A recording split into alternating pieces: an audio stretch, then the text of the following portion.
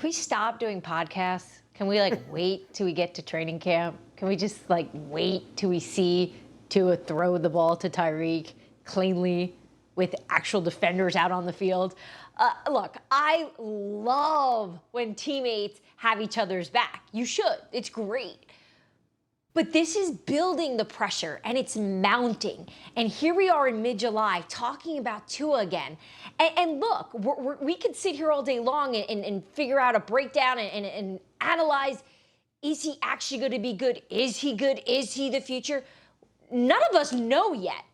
But by having Tyreek Hill, who is a gigantic member of this offense, we know what the Dolphins did to get him here, continually talk, which, by the way, I don't recall Tyreek Hill doing any of this talking when he was with the Kansas City Chiefs. Because Andy Reid probably had a very, strict rule with how much media his players could do.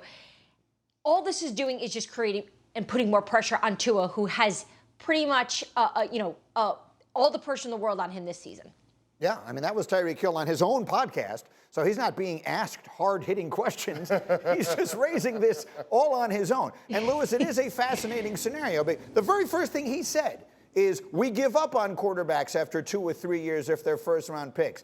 They can go kick rocks, whatever else it is. So there is that level of pressure on the young quarterback right now, yes? No, there's no question about it. Look, we do it in the media. As soon as people do not instantly give you the return on investment that you think that they should, we systematically start to tear them down and say, well, they need to find someone else. Well, they need to go and find another young quarterback and find someone else with a bigger arm, bigger upside, someone who just shows that they can get it right out of the box. And look, I think with Tua, we lose perspective on, what he was dealing with from an injury perspective when he came into the NFL. I think we lose perspective on maybe the dysfunctional relationship between him and the coaching staff while he was down there. We lose perspective on the just absolutely atrocious offensive line and lack of weaponry, lack of run game surrounding him. Now, I know people say, well, when you're the fifth pick overall, you don't need all that. You need to be able to transcend all that. And you need to be, as Chris Canty says, the force multiplier and make everyone else better. Well, sometimes we overuse that phrase in terms of you can't make offensive linemen block better. You can't make running backs run better. You can't make wide receivers faster.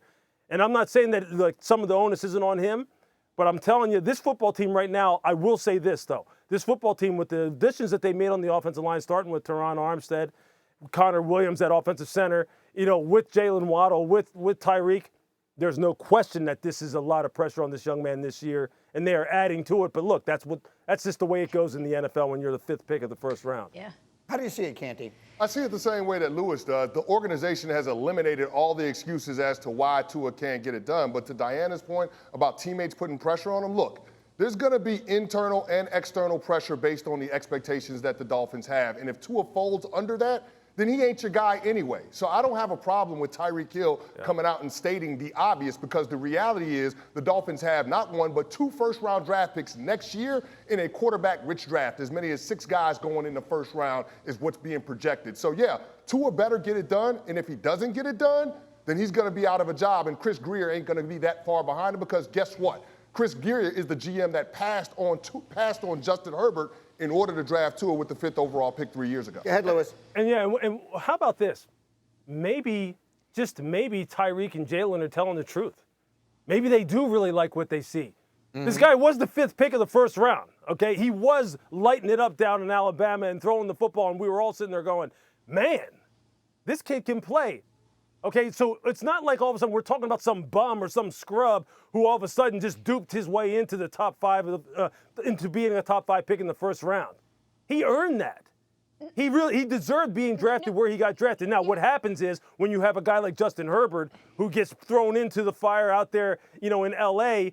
on a moment's notice and all of a sudden just takes the world by storm, like, look, then all of a sudden the comparison's going to get thrown out of whack because people are going, you need to be like that guy. You need to be living up to expectations like that guy has. But maybe Jalen and Tyreek are telling the truth. We're going to see. Go ahead, Diana. Okay, but Lou, a lot of this also is the fact that Tyreek comes from Kansas City, where he played with Patrick Mahomes, right? Sure. One of the best quarterbacks in the NFL. So when we're listening to him, there's in our mind, there's credibility there. This is a player who just played with greatness. So we're trusting his eye and what he's seeing and how he's been around Tua. So yeah, you're right. Like, he could be right based on the experience he's had, but we haven't seen it yet, and there hasn't been a live game. So I think this, at the end of the day, I think his heart's in the right place. He's showing support, but I just don't believe it helps Tua. Yeah, it's no fun though to just talk about things that have already happened. We love trying to project. You're I mean, we Mr. can all Fun, do Lou. that. You're We can Mr. all watch the Fun. tape and go, I forgot yeah, he's about pretty that. good. Yeah, Let's see. I forgot, Lou. You're Mr. Fun, so. Thank you for watching ESPN on YouTube. For live streaming sports and premium content, subscribe to ESPN+.